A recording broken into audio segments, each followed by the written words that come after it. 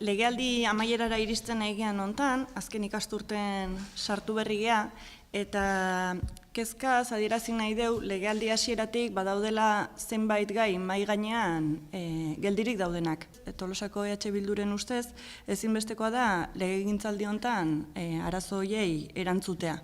Azken baten, datorren legealdian etorriko dan udalbatza berriak behintzat bide bat egina topa dezan. Zentzu hontan, gure ustez, zenbait erronka ditu Tolosako udalak, azken hilabete hauetan eutsi beharrekoak. Tolosak kalitatezko osasun zerbitzu publikoa lortzea,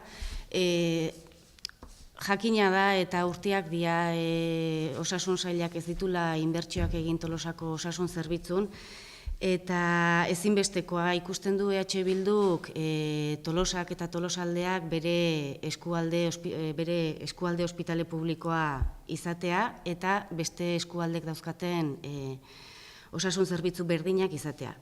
EH Bilduk bere proposamena egina dauka, betire negoziatzekoa eta hitzeitekoa eta adostekoa, bi aukera desberdinak daude, ezin da esan ezin da nikan egin, baina azterketa bat behar du Tolosako osasun zerbitzuak eta Tolosa eta eskualdeak dauzkaten osasun beharrak aztertuko ditunak. Herrian zein eskualdean kalitatezko garraio zerbitzua bermatzea, jakina da ere bai urte hontan ondian arazoak hiribusakin, langileek beraien lan baldintzak bermatu gabe eta herritarrak zerbitzui gabe.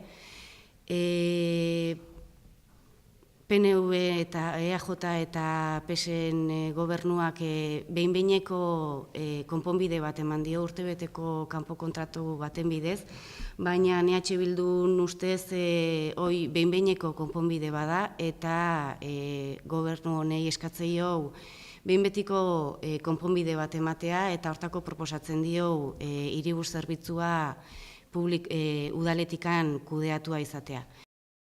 Eraikin publikoen erabilera plana martxan jartzea, azterketa egina dago, badakigu. Ze eraikin publiko ditugun, ze zerbitzuk eman behar dian, orain momentua da adosteko.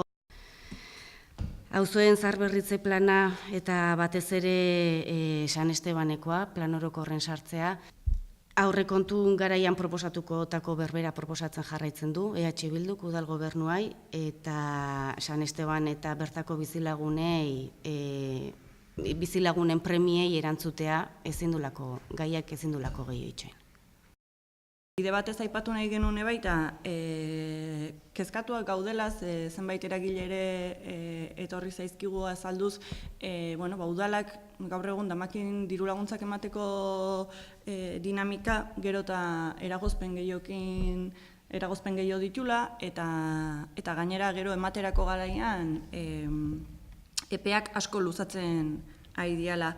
Zentzu hortan, gure ustez udal gobernuak du egoera honi buelta emateko ardura, mekanismo eraginkorrak jarri beharko lirateke azkenen herritarrak diru laguntza hauek errazago eta azkarrago jaso ditzaten